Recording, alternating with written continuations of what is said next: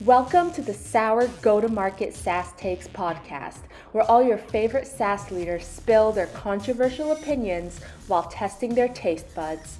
Get ready for sour candy with even sweeter insights. Hey, what's going on, everyone? I'm Jason Hassenberg, and you're tuned into the Sour Go-to-Market SaaS Takes podcast. Today, I'm joined with Morgan J. Ingram, the founder and Chief Edutainment Officer, Education, Entertainment, love the twist there, of AMP. Now, what is AMP? AMP helps businesses drive sales through account-based content. Rather than traditional marketing, they create engaging video content and events tailored to key accounts. So if you're focused on creating content that resonates with your buyers, definitely call out AMP. Thank you so much, Morgan, for joining the show today. We're about to take the sour plunge. Are you ready to roll? I'm ready, man. There's some dangerous items here on my desk, so we're gonna see what's up. Let's roll, man. So with that being said, we have 5 sour candies. We have the sour Skittles. We have the Pop Rocks sour Warhead candy. We have the sour Crybaby Tears. Then we're gonna get into Barnett's Mega Sour, and we're gonna wrap it all up with Toxic Waste Nuclear Fusion. So to Cool. start it off, we'll do sour take number 1. I see you got your water ready, so that's great to see. I'm just trying to stay hydrated, man. It's been Sour crazy. Skittles. Here we go. Yo, Strategic advisors who aren't really strategic advisors. This is your sour take number 1. This made me laugh reading it, so I'd love to hear your opinion. all right, people are gonna be upset. Transparently, I don't really care. So the thing is, I love sour Skittles, by the way. Like, Me too. starting off with this is great. Like, if we only have sour Skittles, it would be even better. But I know we gotta get more dangerous. So these are so good, I don't even give y'all the answer. But the thing is, like, I completely ignored the Rona podcast. Like, yo, these are fire. I've had these so long. So when it comes to strategic advisors, the reason I don't like this is because people are using it as a disguise to get people that have influence and call them strategic advisors. Yeah. This is not good from a long-term perspective. And let me tell y'all why. And even I had multiple conversations with people who are like, wait, I have strategic advisors. And I'm like, you need to understand the premise of it. Yeah. So the thing is, if you get someone who's a strategic advisor and they're just a creator, and let's say they don't have like the experience to back them as a strategic advisor, when you actually want to get a real strategic advisor, they won't join your advisory board. Let me make that very clear for some people. When you're going out and getting strategic advisors and they're just really creators, or they can even, they can be good at what they do, but maybe they're not really advisor level. Yeah. Other credible advisors that you could be getting to help your business will not join the advisory board. And I'm telling you this based on what people have told me. Yeah. Right? That are credible, that could be your advisors. And they don't want to do it because there are people on their strategy board that they wouldn't actually even want to work with. So that's something that people miss. The other component of this is we're using it as a strategic advisor to say, like, this person's doing this thing, but they're not even advising on the product. Effectively, they're just creating content. And we need to have a distinguished factor on this. So if someone is a strategic advisor, you need to say what they actually do in that advisory role. Devin Reed, I was just on a pod with him, and he was cracking me up because he's like, why do we call it strategic advisors when literally an advisor is supposed to be strategic? Yeah. So it's like, it's a pretty redundant name. Like, yeah, I got you because you are strategic. Why do you need to be a strategic advisor? Like, were you not strategic in the first place? So the thing is if you get advisors, you actually need to label what that means. Yeah. Is it a go-to-market advisor? Is it a content advisor, creative advisor? If you look at my profile right now, I have advisor, but there's reasons that they picked me. I'm a creative advisor for some people. I'm actually a product advisor for some people. I have a lane and I really focus on that to give the best advice. So the next layer of that is most of the people that you're actually getting as strategic advisors, they're just ambassadors because they're just posting content. They're not actually getting on calls. They're probably not speaking to the founder about the product. Like, that's not a strategic advisor. So I'm caution for everyone out there, like, don't call people strategic advisors if they're not actually doing strategic advice. And if you are getting strategic advisors, and they happen to create content too, and they are giving you advice, I'd encourage you to make sure that they have a certain piece of what they're advising on, because personally, I'm sick of seeing it on LinkedIn because it's the same play every single time. Yeah. I would encourage you all to be unique, a little bit different, because people are seeing through that play that have real influence and power in our leaders. And this is just what I hear behind the scenes. What ways can you, instead of calling someone a strategic advisor, let's say is it just an influencer? Like what are you calling these people who aren't real advisors, but you want them on your team still? Depends on what you want them to do. So I see there's like 3 levels to this. So one is the ambassador, like I told you about. Yeah. This is someone that literally, it's like, hey, we're just like bringing you in. You may or may not use the product, but we need you to post. Yeah. Their affiliation with the brand is pretty low, but they will ambassador. Cool. Second is would be like an influencer level. They probably are doing they're probably doing a good amount of posts for you. They're doing maybe some calls to help. Yeah. They're not that in deep. Maybe they do like a webinar or like an activation, etc. Okay. And the highest grade level, which is a lot of things that we do at AMP, and what we believe is that there's a distinction between an influencer and a subject matter expert. Yes. There are people who can be an influencer, but you actually have no credibility in the topic you're talking about. However, a subject matter expert can have influence, but not just be an influencer, which is incredibly important, and people are missing this point. So that subject matter expert's just more integrated. They're actually giving product advice. They speak to the executives. They're helping with customers. They're posting content. Yeah. So you just have to figure out what your strategies and what you're trying to do. If you're trying to get 10 strategic advisors, you want to get a lot of creators, you need to distinguish who's an ambassador and who's an influencer. If you want an SME though, your plan might be different. So it just depends on the model of the company and what you're trying to accomplish. But just giving people strategic advisor roles, it's something that's becoming more and more noise, and I just don't think it's impactful. Someone can tell me differently, but I just don't see it.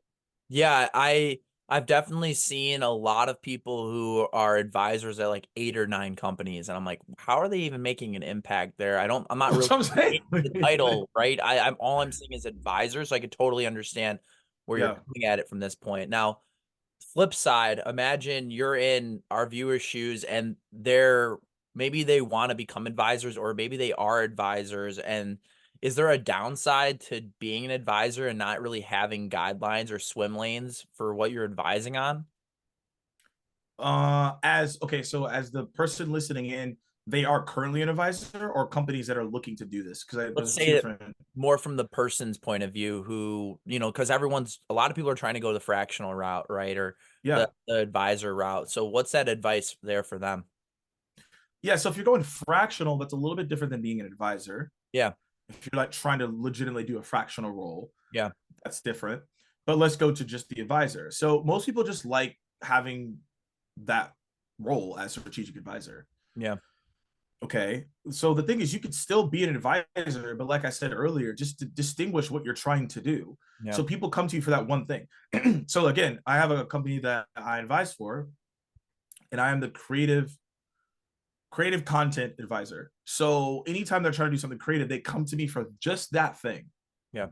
And ideas. They don't come to me for other things. And that's important. That allows me to get more time. It allows me to be more impactful.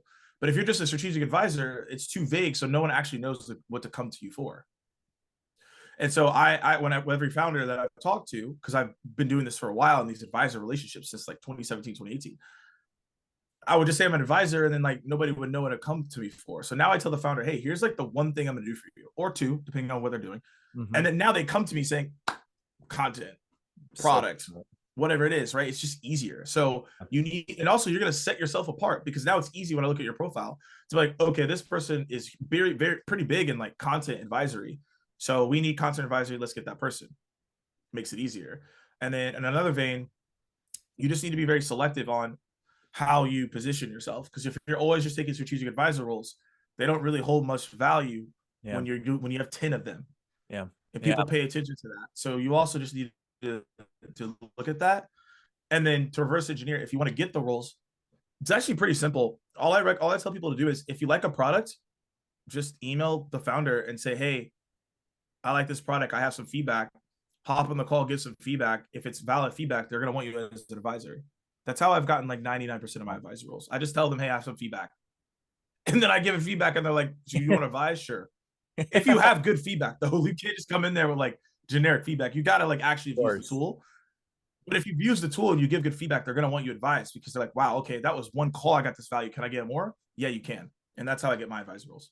That's funny because you just kind of took what I was going to ask, which was like, how do you find those companies that you want to advise for? Or even another question I would say is like, how do you know it's a good match, right? You've probably been approached by a ton of companies, I'm guessing, who want you to be an advisor.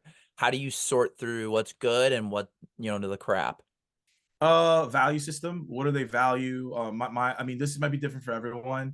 Yeah, I don't like advising or working with people that I just don't like, or I think their values are whack, just to be transparent. So if I feel that, then I genuinely just don't care. They could be killing it, and I just don't want to be around that energy. That's me though, personally. I'm an energy person at this point in my career. Like, if I don't want to work with you, I just don't want to work with you. Number two is I really look at it in terms of what is their unique position? What is their unique stance? And do I agree with that stance? Because there are a lot of sales engagement tools, video products, CRMs. What are they trying to do? What ethos are they focused on to say, this is what we stand for, this is who we are, and this is what we're going to look like in the market, right? So that's like number two. Number three is like, do I actually like the product, right? like do I actually like using it, right? Is it actually getting success for me? Like, that's pretty important, because if it's not, then you're going to be lying, and that's just a weird relationship, to be fair. And then number four is I like to see, are they receptive to taking feedback that I have and actually implementing it? So fortunately for most products, if I have a suggestion, they put it on a roadmap and then I actually can use it. And those are things that I actually really like. And the last thing is expectations. This is where most people go wrong. They get excited about getting equity, which you need to be mindful about what that actually means, or even getting cash, and they need to understand what that means. You need to be mindful on what are your expectations. Like, okay, are you expecting me to do a call once a week? Is it like once a month? Is it like async? Like, do you need me to look at product feedback? I don't know. So there's other things I'm looking at too. Nice. Yeah, there's a lot more than just, okay, send the contract over. I'm going to be a pretty face on your on LinkedIn for you, right? Like, right. But that happens the majority of the time. Yeah. And I'm not that I've done this, but I've thought about like, how do I throw my own influencer play from, like a sales intel perspective. And this conversation helps me because my first initial thought was just get some people, get their faces on LinkedIn, but it comes from a much deeper understanding between the person who you want to be an advisor and the company hiring. Like, there needs to be a good relationship there. So thank you so much. In the next 6 to 8 months, a lot of people are going to continuously see the strategic advisor play, and they're just going to tune out. So you have to think about it in a completely different way. I'm just telling you I'm like sensing that this is what's going to happen. Like, I already see it. So how do you do it differently? Everyone is doing, hey, we have strategic advisors. We got 5 people that post on the same day, and you never hear from them ever again. You don't even know what they even do. I'm just being real. Like, I haven't seen any strategic advisors come out and say like, hey, this is how we use the product. Here's what I haven't seen it. Like, all I see is strategic advisors. They post on the same day. Everyone gets fired up. I've been a part of this too, so I'm not even calling people out. Like, I've been a part of this thing. So the thing is, like, I've done it as a strategic advisor, and I'm like, that just isn't the way. Because you do one post, people get excited, and nothing happens. So what was the point of you even doing it? Why as the person who's posting, why put yourself in that position? One, I loved how you put in the fact, like, you have to like the product, right? If you're posting about something you don't even one, you haven't done any research on, who knows what's going on. Their leadership team might be whack, and here you are promoting a product where the leadership team's values are whack, right? And then you're making yourself look bad. So a lot of research goes into these relationships. Absolutely. Sour take number 2, Morgan. Are you ready to roll? Let's go. All right. Warhead popping candy. You have the green apple, I think. Here we go. Yeah, I do.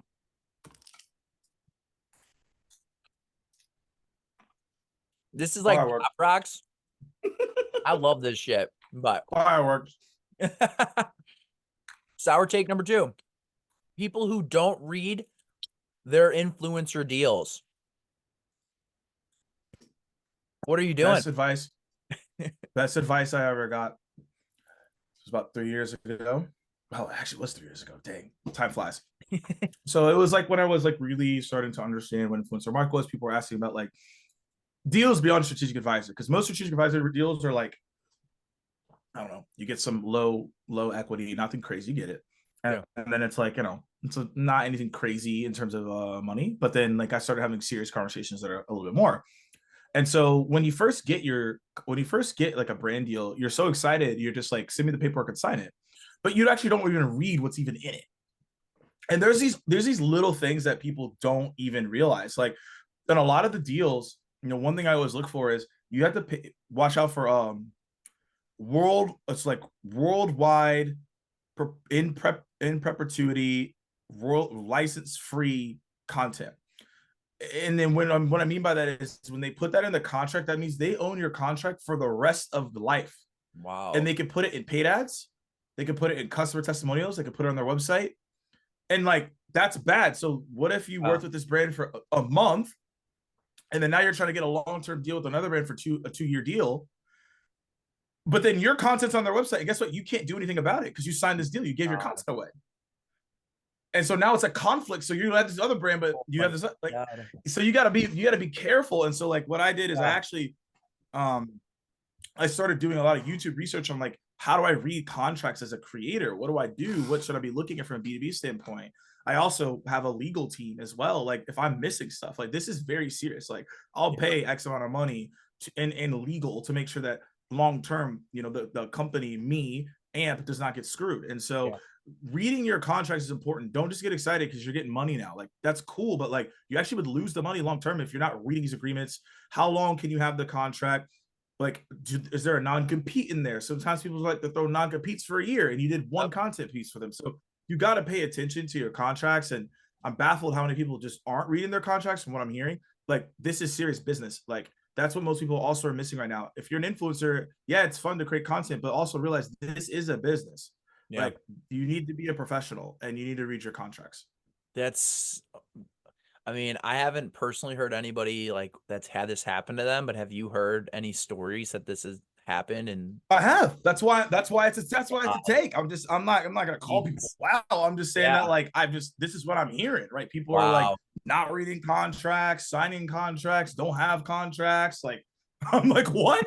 So like I don't know what you're doing. And like I genuinely don't understand this. So again, just because you're creating content and it's fun, that does not mean that the legal portion of it is just going to be the same thing. Like, oh, it's gonna be fun. Let's just sign stuff. Like, no, gonna be worked out in the long run, right? pay attention to what you're signing. Like, what are you doing? What are the deliverables? What are the expectations? Like, what are things that you're missing? Are they telling you certain things you have to do that you may not want to do? Like, this is all critical information.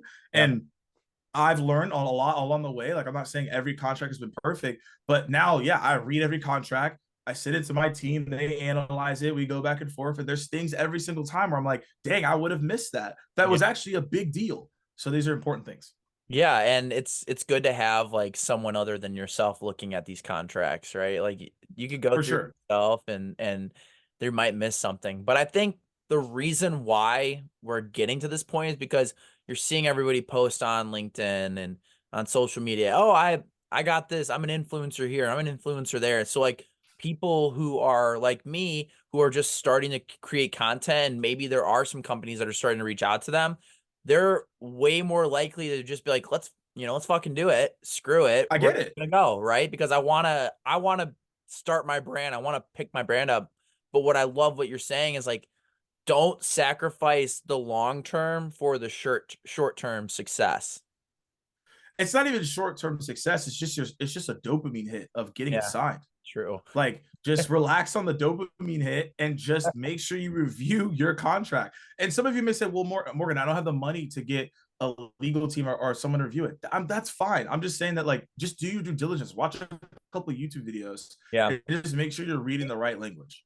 And if you're close enough, let's just say if someone here is watching and they're close to you, Morgan, it's like, well, reach out to Morgan, reach out to one of these influencers who have been looking at these contracts for a while and ask for advice. Like, there's nothing wrong with reaching out to your community, especially if you're creating content, like you're most likely engaging with other people. Yeah, no, 100%. Yeah. If anyone has any questions around this, like we've closed some pretty high figure deals so far. So if you're like, hey, look, Morgan, I just needed something, I just need a review. And I have a couple people that do text me and say, hey, Morgan, like this is another thing. It's actually a really good point you made up. Yes, you can always reach out to me. I'm willing to answer the questions. As a part of that as well, like a lot of companies will send their paperwork instead of you sending paperwork. So I always recommend people to have your paperwork ready and offer that first. If they make you sign their paperwork, okay. But make sure that you are also stating that you have paperwork, because Wow. sometimes you're signing their paperwork and guess what? That means that they have terms that they're probably not in favor for you. Yeah. Right. Yeah. So again, be careful about that. Oh, I love that point. All right. And also net terms too, like net 30, net 14. Some people get you on net 60. You just gotta be careful. Anything else that they're trying to sneak in these contracts that people should be worried about, or just Yeah, let me say it one more time. Net, watch out for net 60s. A lot of these companies are doing net 60s on like a $2,000 deal. That's doesn't even make any sense. So make $2,000. It takes you 60 days to pay, and you're a multi-million-dollar company. Like, yeah, that's a joke. So what you need to be doing is making sure that you're combating that. So the best way to do that is say, hey, like typically, and you have to say it this way. Typically, the way that I work with other vendors is we do net 14. And what's going to happen is they're either going to accept the net 14 or they're going to give you net 30. Yeah. Net 30 is fine, but don't go for net 60. That's preposterous. Yeah, that's a good point. Yeah, then you're not just sitting there after 60 days and giving them time, and you don't know after 60 days. That's a long time. It's easy for It's them a to. very long time. Yeah. So And guess what? If you didn't read the contract, now they own your content, right? They can, it's that's 60 days. They may not pay you. It's just too much. Make Yeah. sure that you're asking for that. Also, if you try, also another way to do this is sometimes they have backends where they'll let you do deposit instantly. So you can ask for that. And then another thing is you could ask half and half. So you could be like, hey, can you give me half up front and then your net 30? Like there's a ways you can talk about it, but make sure that you're not just going in blind and saying, yeah, that's great. Because most of the time they have you on net 60, and that's not good for you. is there a story that you can share with us where this has gone wrong? You don't have to name any companies or anything, but Gone you, wrong in terms of what? Like you just didn't. yeah, contract, you realize later on, you're like, fuck, that was not right. That's not in my favor. Yeah, I got hit on a net 60 because I don't know how this happened, to be fair, but I sent them my paperwork, which was a net 30, but then I signed their NDA, but the NDA somehow had a net 60. I have no idea how this happened. I have no idea how this happened. And so they were coming back to me saying that, oh no, this is net 60. And I was like, no, like this is net 30. Yeah. Right. And so it took them 75 days to get this sorted because they worked with another company for their finance, and then the main company is like, right. And so like I was going back and forth for so long, and it was extremely frustrating, and the amount wasn't even that much, to be fair. It was just annoying. So my thing now is like, nope, like we're getting this sorted before I even sign this. I Yeah. get it in writing, I get it in the email with get the signature, make sure it's good, make sure everybody has the same paperwork, etc. As well. So yeah, it went from net 60 to net 75, right? And it wasn't like it wasn't like, oh man, I need this money, I'm gonna like not eat, but it's annoying to go back and Yeah. forth over like Well, it's not this worth type the of money. stress. You're Right. It's not. you're using all this time and resources where you wouldn't even have spent any of that time. So now all of a sudden you're putting hours and, a couple hours of work in there, and it's not, you should be getting paid more, right? Technically, Yeah. you're spending. Yeah. So yeah, it was like, I guess it was our NDA, SDOW, but I set it was just very confusing, and like the process was not good, and we've cleaned it up since then. But the thing is, like, you just got to be mindful of that, of reading all these, just making sure you're reading it through and making sure if they send you paperwork, there's not something they snuck in that you didn't see or you didn't clarify. Because I thought we had clarified, no, this was 30, and For sure. clearly we didn't, right? And so yeah, typically that 60 just takes way longer, and so I just try to get in front of it. Yeah, and as an influencer, like you got to know that you're in the buyer position in a way, right? Like you don't give it the weekend. You're not if you lose out on this influencer deal, like do they really care that much? Like over the weekend, they're like, "No, we don't want to work with them anymore." Like obviously it wasn't a good partnership in the first place. Yeah, exactly. All right. All right. Sour take number 3, cry baby tears. I'm going to do all 4. All for Annie up. All 4, all up to you what you want to do. I'm not gonna You I know? mean, we're gonna go. I'm all in. Let's do it. I'm Ready? all in. I've been all in since the beginning. Let's go. Why? Sour take number 3, connecting with someone on LinkedIn and blind pitching them. I mean, do we even need to say anything here? Like, this is absolutely terrible. The thing is, people literally, it's even worse because people will just have like generated prompts, generated emails, they'll just send them out. And like, I'm gonna get as many people as I can. This is just terrible. Like, I'm just trying to find out who the person that told them that they should do this. I want to ban them from LinkedIn. It's coming from people who don't understand LinkedIn, right? Who've never used it. Yeah. In my opinion, it has to be. Like, I'm not gonna say things. I'm not gonna call anybody out, but it's like 3 years ago, I had a CEO who's telling me to send automated emails through LinkedIn, like automated connection requests, right? And send random messages. I did it because I listened to my CEO. 6 months later, I'm looking through my LinkedIn. I wasn't as active then. And I'm like, dude, I'm just burning these bridges. Burning these bridges. Why am I doing this? For my company's sake. My personal brand sucks.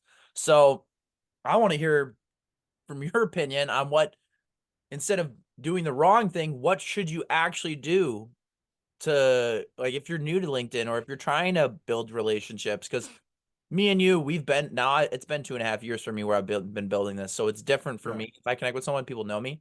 But for people who aren't really well known yet or don't have a following at all, how do they even start? Well, you should just log out. No, I'm kidding. I'm joking. It depends on your outcome and what you're trying to do. So if you're like creating content and you want to build a brand and you're like, I want brand deals and I want influencer deals. Okay, well, I'm gonna tell you exactly what I did. When nobody knows who you are, you have to do more work, right? And so every single person that liked my post, I sent them a message. Thanks for liking my post. What did you like about it? Boom. We went from there. Every single time someone connected me, say, hey, thanks for connecting me. I see that you're doing this, and I asked a question. So I would actually like do research on like every person because you have time to do that because you don't have as much traffic coming through, right? It's not as crazy. So that's like from a creator standpoint. If you're like selling, I always recommend people to do voice notes and videos. Like, it's still underrated.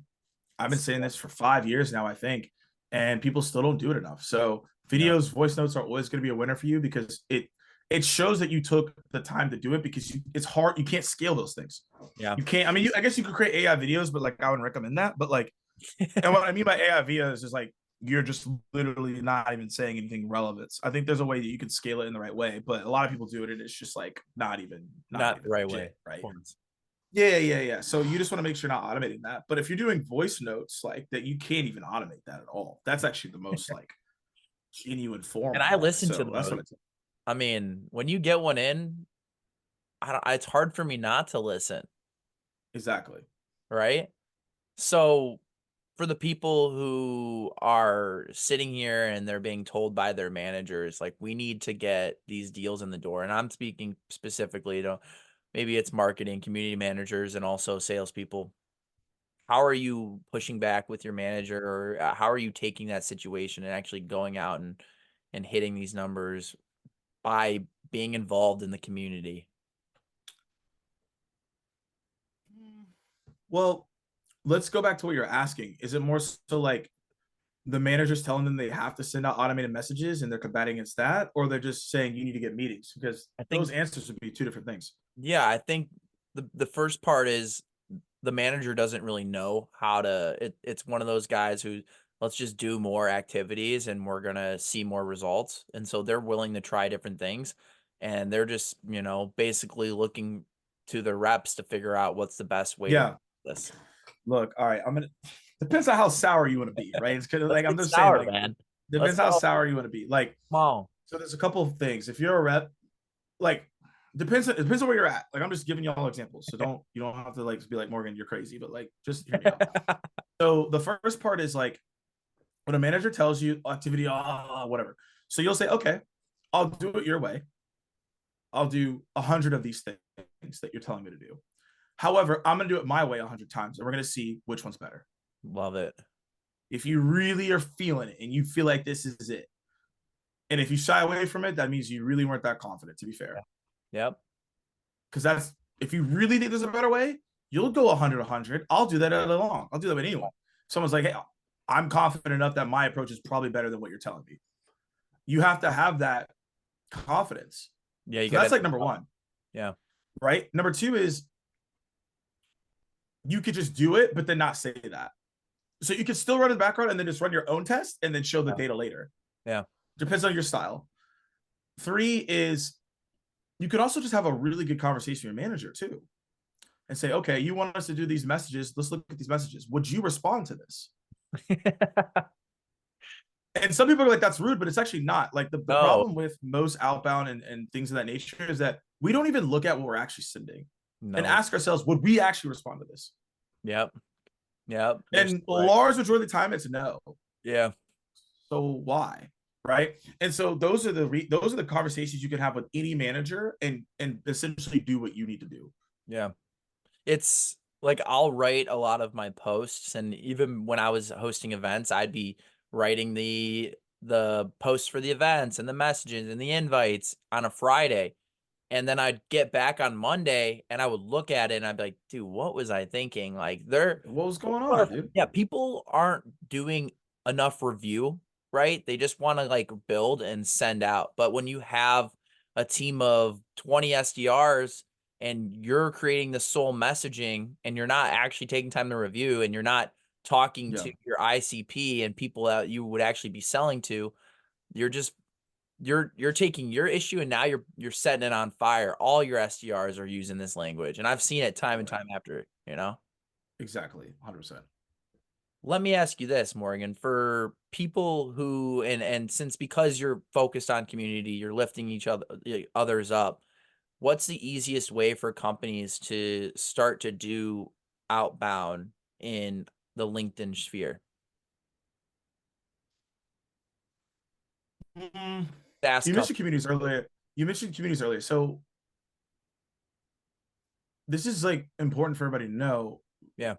Don't get caught up in what people are doing in building a community when it's not your exact space. Yeah. So for example, the way that people are going to build community with sales leaders and marketing leaders is easier on LinkedIn than if it was cybersecurity. And this is just a conversation I literally had today. So it's like in cybersecurity, you actually have a better chance of asking good questions in Reddit and getting responses than anywhere else. Yeah. Right. So it's just understanding where your community lives and going from there. So I want to add that context before I tell you what to do, because a lot of people get too caught up in like, oh, this will work. Like it actually may not, which is fine. And so ultimately, the next point I'm saying is if you're looking to build your community and doing outbound, it's 3 levers. So one is I'm actually creating this list right now. You need to have a list of people that are, let's say, thought leaders in your space, potential clients, and you need to be engaging and commenting on their work. That's like number one. You need to be top of mind with them. Number 2 is you need to make sure that you're doing these voice notes and videos, right, to outbound and get in front of those people, right? Yeah. And 3, if you can, make sure that someone in the company is posting so they can get that more awareness there, and that brand name comes up more, so it's easier for you to reach out. Oh, that's a great play right there. That leads us to our sour take number 4. Barnett. Okay, how do we eat this one? Is it just you just suck on it? So this one you'll suck on. It'll get sweet at the end. So like some people have kept it in their mouth and talked. You can just, like, most people will suck on it until it gets sweet and then they'll take it out. So totally up to you. But I'll cheers you on this one. Cheers. Let's go. Let's roll. Sour take number 4. Mass tagging. See it done all the time. Yeah, so when it comes to mass tagging, you have to be mindful. This is going to go back to what I just said. Would you want to be mass tagged with 1,000 people? Would you engage? Probably not. So don't do it. It's that simple. Yep. So now you've done mass tags, but it's different. It's like, hey, I'm watching this Sour podcast. here's all the people I have. So that adds credibility. Yeah. And those people have already agreed to it. Yeah. So it's not that big of a deal. Or like there's a huge announcement and maybe you're getting promoted or you're leaving and you tag a lot of people. That's fine. You have an event. I've done this myself. Cool. We have these speakers. These are the people who showed up. That's showing love. That's a little bit different. Yeah. Where a lot of people go wrong is they have this post and they want commentary on it. And they're like, hey, I want commentary, whatever. And they tag everyone and say, any thoughts? I never respond to those. No, they're the worst.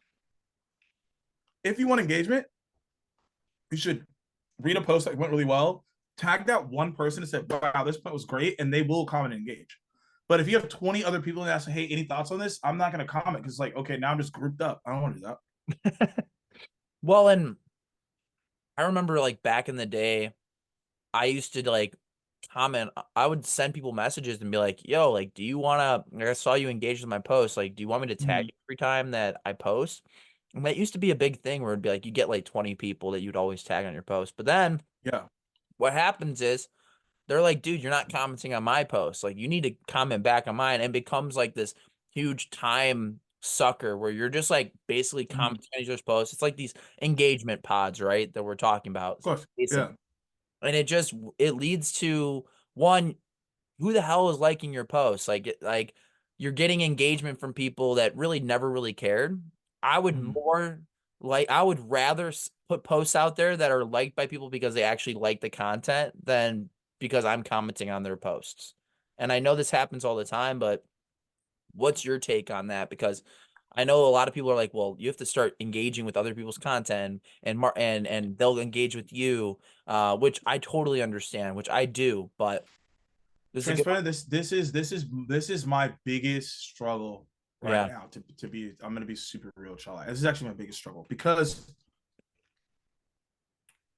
you have to understand where people are at in their life.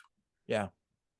Like when I was just starting out, 2016, 2019, I could engage with so many people. I was an SDR, I was an SDR manager. I just started doing sales training with John. Like I was fresh in a lot of things. So I didn't have as much on my plate. So I was able to be more active on the platform. The thing though is like now, like I'm running a company, I'm traveling, I got other things going on. I'm in a lot of like creative things I have to do. A lot of the time actually I spend it is like creating stuff and etc. So I'm not as active as I want to be. Yeah. Well, I don't inherently like that, but it's also part of like where my life has gotten to and my career's gotten to. And a lot of people, that's what happens too, is for them as well. They have more responsibilities in their business or in their life. It's just hard to be on the platform and engage all day long. So I tell people that as in, because just because someone doesn't show up in your comments doesn't mean that they're not showing up for you. Yeah. And that's really important to understand. Yeah, it is. Yes, obviously you want to see them show up. I understand that and I get it.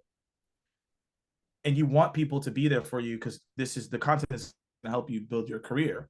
But you also have to understand that people have other responsibilities outside of this platform. And there's other things that are going on. And people have to be mindful of that. So the thing is that like, I encourage everyone to, yes, engage with people, do that. Like I've done that. But also you have to understand that there's other levels that people have where they are extremely busy. Like I know people that are busier and have a lot of things going on and they're just not able to engage the level that they used to because their life got busier. And you just have to understand that piece. And that's just a really important part. Yeah. And I'm starting to realize that as before I didn't have a job for months. So I was just engaging with everybody and getting after it. And like the last 4 weeks I have a new job. So I'm like, all right, I have to like spend time engaging, but I can't do it as much. And like for people who are dealing with that, like for me, I kind of was like down on myself. I'm like, fuck, like I need to spend more time, or like I almost was uncomfortable that I wasn't engaging with everybody. And what's your advice for people that are having to deal with that? I mean, have you felt that way? And it sounds like a problem right now. It is a problem. So the way I've solved it is that like I can't comment on everybody's post, right? But what can you do? So I have this thing on Friday. It's called Phone a Friend. It's like 4 to 5 o'clock.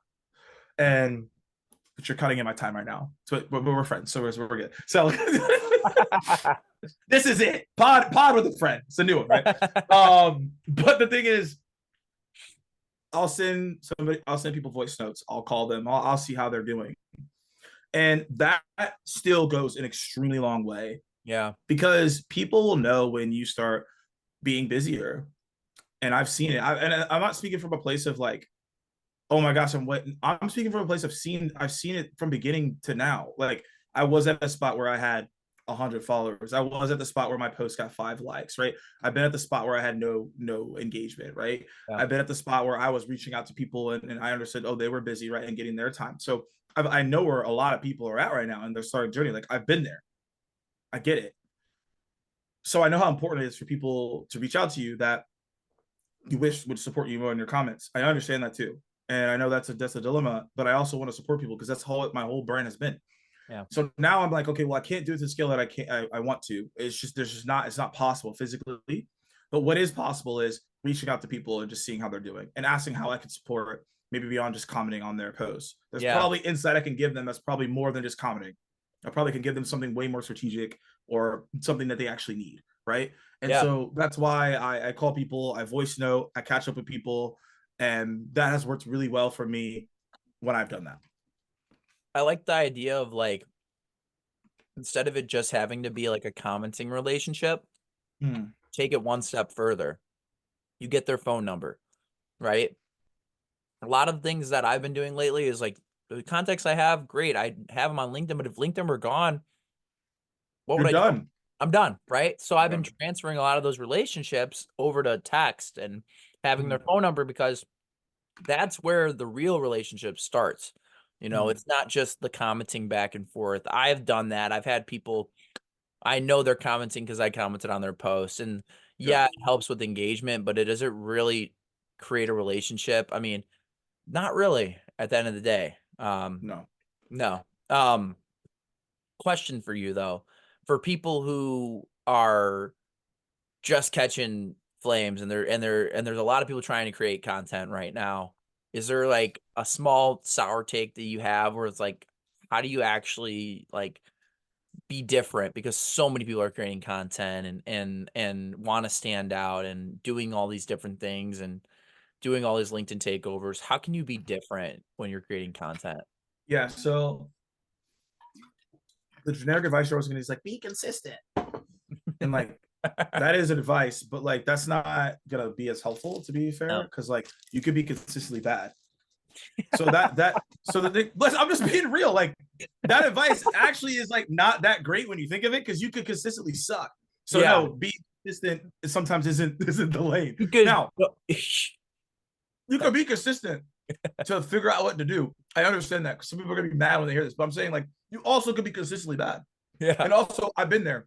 Like, if you're consistently bad at cold calling, why would you continuously do it? You need to go get better. You need to consistently practice to get better, right? You see what I'm saying? So I have 2 things. One is, you need to think about what are things that I can do like theme wise. It's like different. So like, shout out to my guy Will. What's his name? Falcon. I don't know how to say his last name. Will. Falcon, yeah. With hot dog. The toilet. Yeah, it's like, bro, what does he do? I don't like, bro, what are you doing? Like, I'll hit him up. I'm like, bro, what are you on? But the thing is, like, he's got my attention. Yeah. Out of everybody in the space for the most part, he's actually got my attention the most. Because I have no idea what he's gonna do next. Yeah, but guess what? I'm tuning in. Yeah, I'm waiting. I'm tuning in. It's like the jackass of SaaS. I almost. Yeah, bro. I guarantee you, he's gonna like do like skydiving cold calls next. Like, I'm not wouldn't be surprised. Like, that'd be cool. He's on one. He would be cool. I'm gonna text him that. But like, he's on one right now. Yeah. So I'm paying attention because he's a little crazy. So all right. Yeah, he's wild. So that's what I'm talking about. You got to find something that can be a theme. His theme is hot dogs. Yeah. And now he's taking it to the next level, right? Dale Dupree, you just had him on. Copy warrior. That's how he did his thing, right? John Barrows, who I used to work for, make it happen, right? That was his thing, right?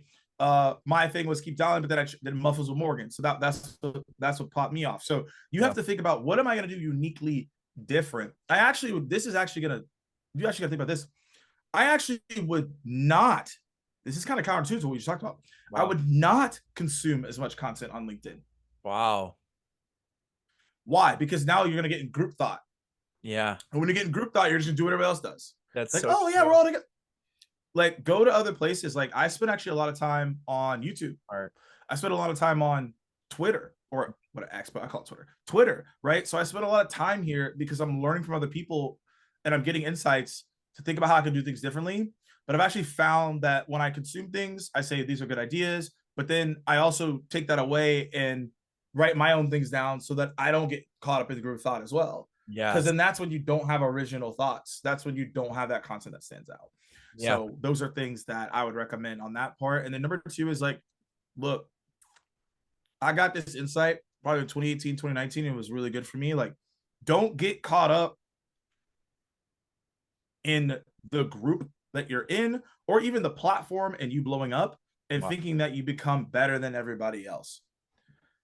I've run into this scenario a lot. Like it has happened. Like when I first started out, like I was 20, 23, 24, you Wow. know?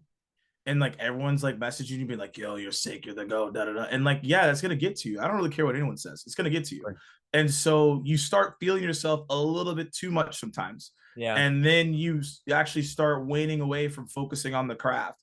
So Yeah. I'm not saying I've completely gone off the rails, but like, have I felt that in certain moments and I've maybe fallen off for like a month or two? Like, yeah, that's happened. So I always tell people, like, don't let your ego ruin what you're doing because of what's happening on the internet. You got to ground yourself and have a group of people that can ground you. And that's what I have. Like, Yes. you're Yeah. like, like Oh, my yeah. team will just roast me, so they don't care.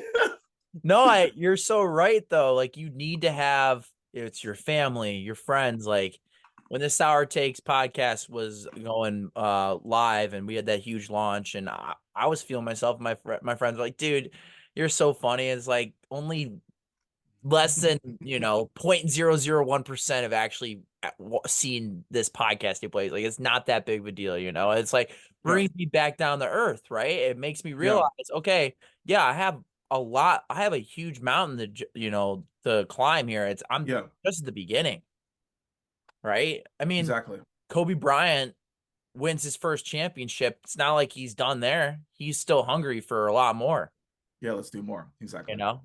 So sour take number 5. Okay. Wrapping things up. Toxic waste, nuclear fusion. It just sounds miserable. It does. Here we go.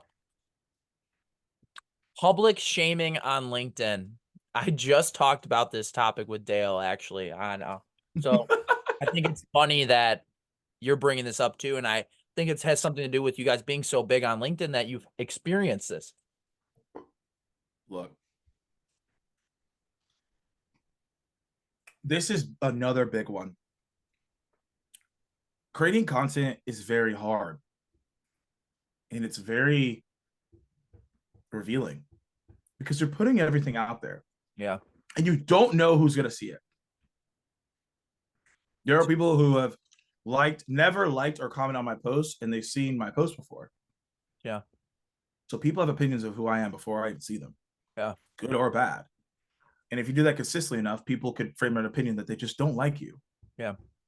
Or they really like you, which is the positive of why you do it. So public shaming somebody is poor class and immature. Yeah. Unless they're doing something absolutely bad and everyone needs to know. But for the most part, it's not needed. Yeah. Go be an adult, message the person, DM them, text them, call them, and have a conversation.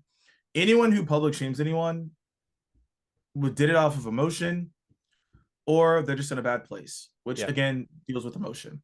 So I'd recommend before you click that post button and public shame somebody, or SDRs or reps or whatever, like, because that doesn't even make any sense, to be fair. It's not even that deep.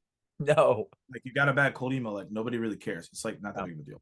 So they're doing it for attention, right? That's what it is. That's what it is. And it almost is. It's funny because you're publicly shaming someone on being annoying, but you're actually being annoying because you're using that to actually gain attention when you couldn't do it in another way, to be fair. So that's like how I see it. I think it's immature. It provides no class. It's no professionalism. I'm 100% against it in all aspects, unless it's absolutely needed. And this person needs to be called out. Has there been a time where this is like a public shaming has happened to you, or?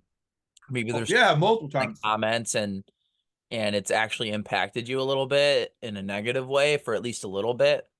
Yeah, for sure. What's an Yeah. example of something, and how do you deal with that because there's people here that are dealing with that, right? I'm not going to call anybody out, but I was just talking to someone the other day and she was like, yeah, like now that I've gotten bigger, like I have people commenting on my post and it's actually pretty rude stuff. Look, I've had people I've had people call me the N-word. I've had people call me out. I've had people said that I'm not good.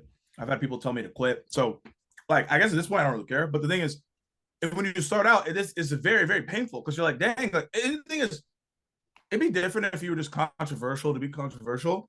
Yeah. And like, okay, you knew this was coming. You were saying some stuff that, like, Yeah. come on. Yeah. Like, some people's content is like, yeah, okay, like you were saying some crazy stuff. Like, of course they're gonna come after you. But if you're just like, I'm providing a sales tip, hey, you should go hang yourself. Okay, what? Like, I'm just trying to help going you on with call. your Like, day that you're thinking of commenting that? yeah, like, how do we get here, right? So that's when I'm like, okay, this is absurd, and that's Yeah. probably most people that are getting this. It's just like, I'm just providing tips. Like, I'm not even trying to do anything. Yeah. Yeah. So, best advice I got from Gary Vee was, no one knows and lives 100% of your life. Wow. So you should not take any negative spin or emotion out of your day because someone came after you, because they don't know you that well. No. They saw, if you think about a post, it's like 0.0001% of your entire life. Yeah. So if someone gets mad at that one post, it's like, yo, we've never met. You haven't had a conversation with me. You don't know who I am. You don't know my values. You don't know my past. You don't know what I'm trying to do. You just saw one post and got mad. So now my aspect, when I see it and someone comments, I'm like, I laugh and then I just move on. Or I'll say like, thanks for the comment, or I'll be like, or I'll, just say something, or I'll say nothing. Yeah. That's ultimately but when I've gotten irritated, it's because someone is trying to use my name to get themselves clout and they're trying to create controversy. And I don't have time for that. So yes, I will directly message those people and say, hey, what's the deal here? Let's talk. Yeah. Why did you create that post when you could have DM'd me this? Yeah. And then now people are like, oh, I didn't mean to do it. It's like, no, well, you posted it. We're here. And like, now I know that you're not a person that I want to hang out with ever. You have no class. You're not a professional. So I don't want to be with you. But I know who you are. You expose yourself. That's good for me. But we do need to settle this because you have a problem with me. And most people, they end up not really even having a problem. They're just using you to get clout, and they're using you to create controversy. Which at the end of the day, it's great. I know who you are. So if I see you in person, I want nothing to do with you, to be fair. And I just move on accordingly. That's just how I act on it. Now, for people that are struggling with this, let me speak to you, because you may not be there and I understand that, because I've been where it's like, okay, Morgan, but I still deal with this. So every time that you get this, I really just want you to come from a place of just being nice and just saying, hey, thanks for the comment, or like, thanks for the comment. Hope you feel better. Like you want to spin it on them and just play nice with it, and don't even go back and forth, because you never win the back and forths. You never win them. Just be nice with them and say, hey, thanks for the comment, move on. If it's really bad, I recommend you just to delete it and just move on as well. That's the way you deal with it. And then if it really wound you up, take a walk, write it down, just talk to somebody. That's the way you can go about it. Wow. Yeah, and for the people who are doing this, just chill out a little bit, because life isn't that serious that you need to be, getting engagement on posts like it's really not. and it's usually the people who are trying to get like the success overnight, right? Like the people who are trying. You told me yourself, you've been on this platform for how many years? It's 8 now. 8 years, right? Is like, and it's easy for people to be like, oh, well, Morgan, you spent 8. Well, yeah, because he put 8 years of work into this. And this is where you get when you put that time and effort in you. And there's not going to be one post that puts you on the map. Like, I realized that, like, sure, we did a launch, a lot of people saw, but now it's all about how do you keep providing value. And I know we were making jokes at consistency, but if you're doing consistency at the right way, right? Like if you're shooting free throws and you don't have the right form, you're never going to make a free throw. But if you change up your form and you do it right, you're making free throws. So I think exactly. If there's anything for you to wrap this whole conversation up, Morgan, and into maybe one summary, what would you want the listeners and viewers here to take away from this entire conversation? If you paid attention to what I said, really at the end of the day is I want everybody listening, and if you've made it this far and you weren't like, Morgan's crazy, you really need to lean into what you know you need to be doing and don't worry about other people's opinions. Yeah. A lot of things we talked about are like other people's opinions or things that are group thought, and you're like, oh, I should like really listen. Like, does this actually make sense for my brand? Does this make sense for me to do this? Does it make sense for me to post this stuff? Great, keep doing that. People may be haters, it's fine. Does it make sense for me to send this message, even though my manager's telling me to do it and we know it sucks? You know, typically for the most part, subconsciously, we know what to do. It's just, are we willing to step up to the plate and actually do it? And that's what would be my message for everybody here.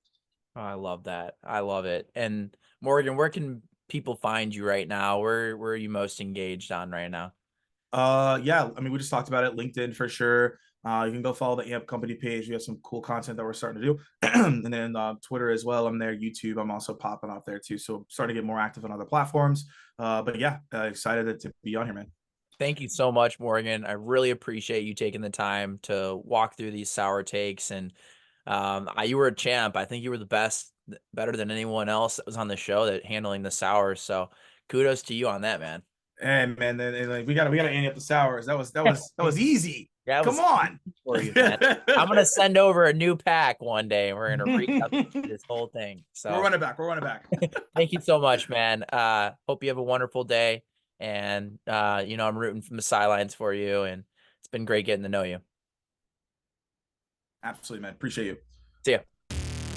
Thanks for listening to the Sour Go-to-Market SaaS Takes podcast, sponsored by Sales Intel, TAC, The Juice, Rev Genius, and Hockey Stack. More bite-sized content is available on our LinkedIn, YouTube, TikTok, and Instagram.